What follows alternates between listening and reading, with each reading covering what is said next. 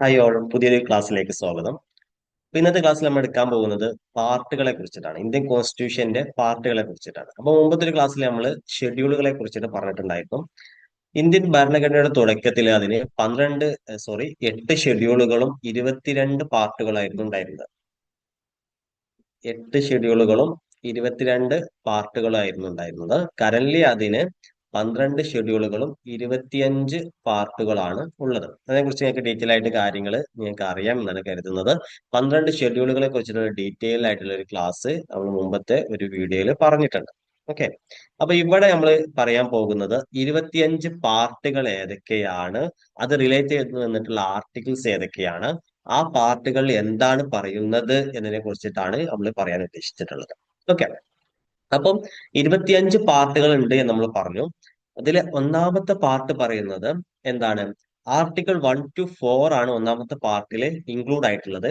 അത് union and ടെറിട്ടറീസിനെ കുറിച്ചിട്ടാണ്. അതായത് നെയിം ഓഫ് ദ ബൗണ്ടറീസിനെ കുറിച്ചിട്ടും കാര്യങ്ങളൊക്കെയാണ് ആദ്യത്തെ പാർട്ടിൽ പറയുന്നത്. അതായത് നമുക്കറിയാം ഒന്നാമത്തെ ആർട്ടിക്കിൾ എന്താ പറയുന്നത്? India that is Bharat shall be A union of A state എന്നുള്ളതാണ് പറഞ്ഞത്. അതായത് ഇന്ത്യയുടെ പേരാണ് പറഞ്ഞു വെക്കുന്നത്. ദെൻ ആർട്ടിക്കിൾ 2 അഡ്മിഷനോ അതേപോലെ ആർട്ടിക്കിൾ 3 പുതിയ ഫോർമേഷൻ ഓഫ് ദ ന്യൂ സ്റ്റേറ്റുകളും ആണ് പറഞ്ഞേക്കുന്നത്. ആർട്ടിക്കിൾ 4 അത് റിലേറ്റഡ് ആയിട്ടുള്ള ഒരു ലോ ക്രിയേറ്റ് ചെയ്യുന്നതിനെ കുറിച്ചിട്ട് പാർലമെന്റ് അധികാരമുണ്ട് എന്നുള്ളതാണ് പറഞ്ഞു വെക്കുന്നത്. സോ ആർട്ടിക്കിൾ 1 to 4 ആണ് പാർട്ട് 1 വരിക എന്നുള്ള കാര്യം നിങ്ങൾ മനസ്സിലാക്കി വെക്കുക. അത് യൂണിയൻ ആൻഡ് ടെറിട്ടറീസിനെ കുറിച്ചിട്ട്, നെയിംസ് ഓഫ് ഇന്ത്യസ് സ്റ്റേറ്റിന്റെ ഫോർമേഷനും കാര്യങ്ങളെ കുറിച്ചിട്ടൊക്കെയാണ് പാർട്ട് 1 പറഞ്ഞു വെക്കുന്നത് എന്നുള്ള കാര്യം ഒന്ന് ആലോചിച്ച് വെച്ചാൽ മതി. ദെൻ പാർട്ട് 2 പോകുമ്പോൾ അത് ആർട്ടിക്കിൾ 5 to 11 വരെയാണ് പറയുന്നത്. അത് സിറ്റിസൺഷിപ്പിനെ കുറിച്ചിട്ടാണ്. ആരാണ് സിറ്റിസൺസ്, എങ്ങനെയാണ് സിറ്റിസൺഷിപ്പ് കിട്ടുക, എങ്ങനെയൊക്കെയാണ് ഒരാളുടെ സിറ്റിസൺഷിപ്പ് നഷ്ടപ്പെട്ടു പോകാൻ തുടങ്ങിയ കാര്യങ്ങളെ കുറിച്ചിട്ടൊക്കെയാണ് പാർട്ട് 2 പറഞ്ഞു വെച്ച് പോകുന്നത്. ഓക്കെ.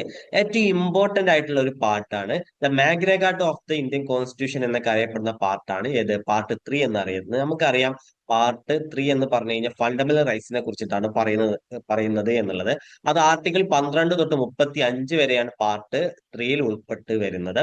അതിൽ തന്നെ എന്താണ് ആർട്ടിക്കിൾ 14 തൊട്ട് 18 വരെ റൈറ്റ് ടു ഇക്വാലിറ്റിയെ കുറിച്ചിട്ടും, 19 തൊട്ട് 22 വരെ റൈറ്റ് ടു ഫ്രീഡത്തെ കുറിച്ചിട്ടും, 23 24 റൈറ്റ് അഗെയിൻസ്റ്റ് എക്സ്പ്ലോയിറ്റേഷനെ കുറിച്ചിട്ടും, 25 തൊട്ട് 28 വരെ റൈറ്റ് ടു റിലീജിയനെ കുറിച്ചിട്ടും, 29 അതേപോലെ 30 culture and education rights of മൈനോറിറ്റീസിനെ കുറിച്ചിട്ടും, 32 റിട്സ് റൈറ്റ് ടു റെമഡീസിനെ കുറിച്ചിട്ടാണ് പറയുന്ന കാര്യം. നമുക്ക് ആ റിട്സിനെ കുറിച്ചിട്ടുള്ള ഒരു ക്ലാസ്സും ഡീറ്റെയിൽ ആയിട്ട് കൊടുത്തിട്ടുണ്ട്. ഫണ്ടമെന്റൽ റൈറ്റ്സിനെ കുറിച്ചുള്ള ക്ലാസ്സുകളും പ്രൊവൈഡ് ചെയ്തുകൊണ്ട് ഇരിക്കുന്നുണ്ട് കേട്ടോ. രണ്ട് പാർട്ടായിട്ട് ഇപ്പോ എന്ത് ചെയ്തിട്ടുണ്ട്? അപ്ലോഡ് ചെയ്തിട്ടുണ്ട്. ഓക്കെ. അപ്പൊ പാർട്ട് 3 പറയുന്നത് ഫണ്ടമെന്റൽ റൈറ്റ്സിനെ കുറിച്ചിട്ടുള്ള കാര്യം ഒന്ന് ഓർത്ത് വെക്കാം. അത് പാർട്ട് 3 എന്ന് പറഞ്ഞു കഴിഞ്ഞാൽ 12 തൊട്ട് 35 വരെയാണ്. 12 പറയുന്നത് സ്റ്റേറ്റ് എന്താണ് എന്നുള്ളതും, 13 ജുഡീഷ്യൽ റിവ്യൂവിനെ കുറിച്ചിട്ടുമാണ് പറയുന്ന കാര്യം ഒന്ന് ഓർത്ത് വെച്ചാൽ. ഓക്കെ.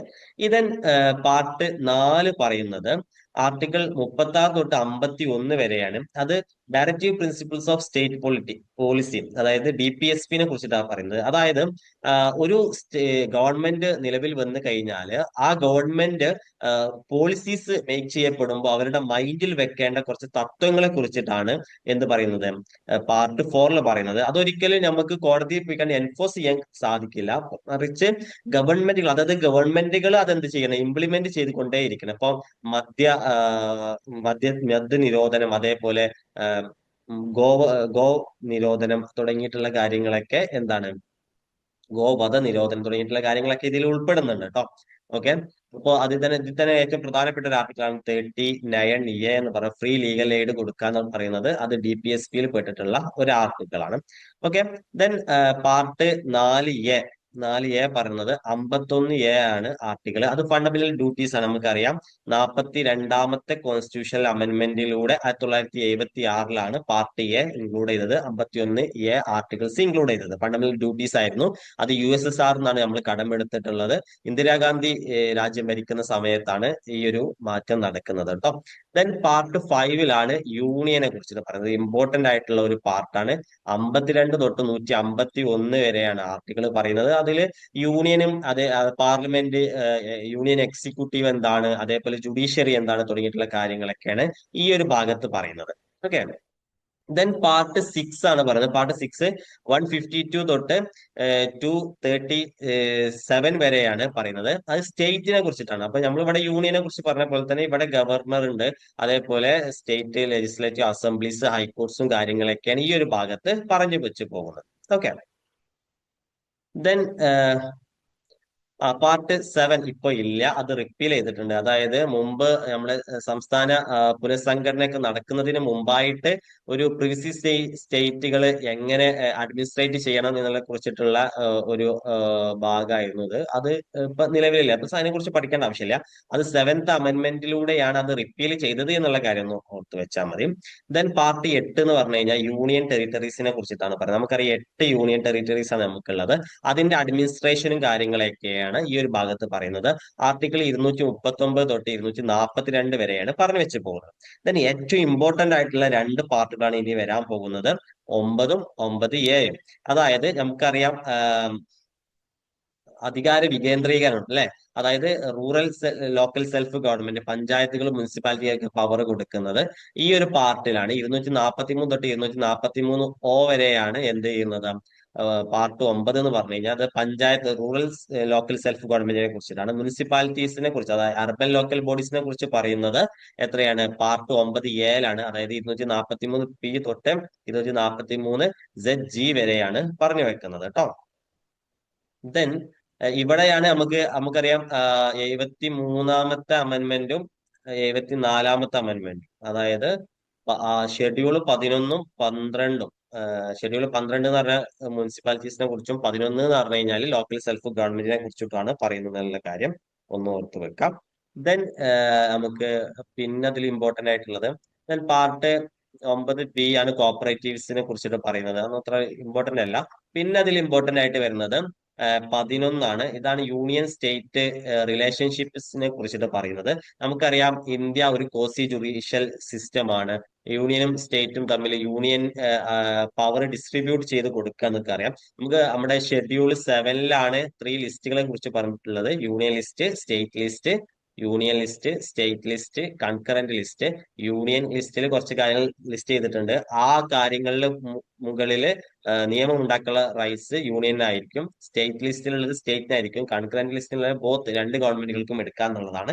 അതിലെന്തെങ്കിലും പ്രശ്നങ്ങൾ വന്നു കഴിഞ്ഞാൽ യൂണിയന്റെ നിയമത്തിനായിരിക്കും പവർ ഉണ്ടായിരിക്കുക എന്നുള്ള കാര്യമാണ് പറഞ്ഞു വെച്ച് പോകുന്നത്. ഓക്കെ. അപ്പം പാർട്ട് 11 പറഞ്ഞത് യൂണിയൻ ആൻഡ് സ്റ്റേറ്റ് റിലേഷൻഷിപ്പിനെ കുറിച്ചിട്ടാണ് പറയുന്ന കാര്യം ഓർത്ത് വെച്ചാൽ മതി. ദെൻ ഇതൊന്നും അത്ര ഇമ്പോർട്ടന്റ് അല്ല. ദെൻ അടുത്ത് നിങ്ങൾക്ക് വളരെയധികം ഇമ്പോർട്ടന്റ് ആയിട്ട് വരുന്നത് 15 പാർട്ട് 15 ഇലക്ഷനെ കുറിച്ചിട്ടാണ്. ഇലക്ഷൻ കമ്മീഷനെ കുറിച്ച്, ഇലക്ഷൻ പ്രൊസീജിയറിനെ കുറിച്ചിട്ട് കാര്യങ്ങളൊക്കെയാണ് 324 തൊട്ട് 329A ആർട്ടിക്കിൾസ് പറയുന്നത്. അതായത് പാർട്ട് 15 പറയുന്നത് ഇലക്ഷനെ കുറിച്ചിട്ടാണെന്നുള്ള കാര്യം ഓർത്തു വെക്കുക.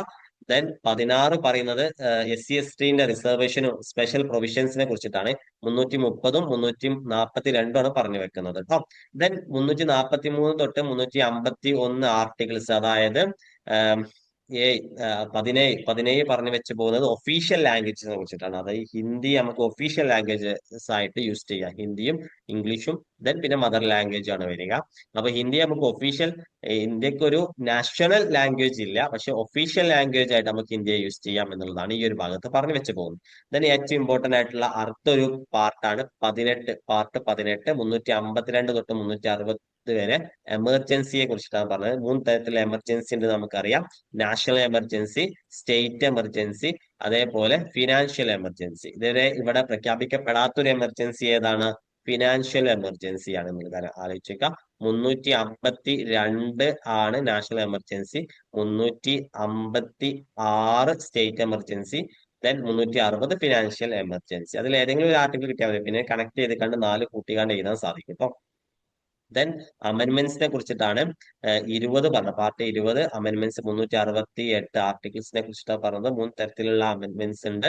ഒന്ന് ഏതാണ്? ഓർഡിനറി ആയിട്ടുള്ളതും ദെൻ സ്പെഷ്യൽ പ്രൊവിഷൻസ് ഉള്ളതും പിന്നെ സ്റ്റേറ്റുകളുടെ എന്തുള്ളത് സമ്മതത്തോട് കൂടിയിട്ടുള്ള സ്പെഷ്യൽ പ്രൊവിഷൻസ് ഉള്ളത് കൂടി. അങ്ങനെ 3 തരത്തിലുള്ള അമെന്റ്മെന്റ്സ് ഉള്ള ഈ അമെന്റ്മെന്റ്സിനെ കുറിച്ചുള്ള ക്ലാസ് നമ്മൾ ഡീറ്റെയിൽ ആയിട്ട് എടുക്കാം കേട്ടോ.